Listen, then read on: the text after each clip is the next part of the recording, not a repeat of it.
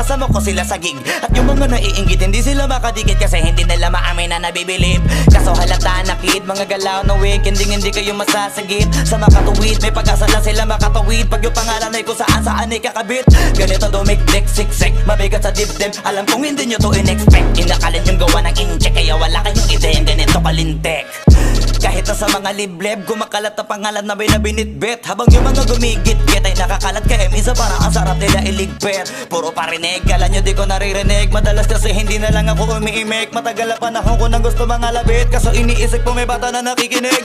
Pag ako nagpaulan ng bara ay hindi pilit, unlimited. Kahit yung bawat titik ay hindi tinitipid. Nagdidikit-dikit, ngayon mag-iisip ko kung bakit ganito ko mag-isip, hindi nagigipit. At kahit na nakapikit, nakadilat o tirig mo na mata, wala ka na masisilip na ikorek. Isipin mo na lang kung paano ko sinitay-hitay yung salita para napunit ang damit. Ito na yung katotohan na masakit na nung kami umentra. Yung mga bida ay naging extra. Nagbuka sila na pag-iwanan na ng petsa. Ito yung ibig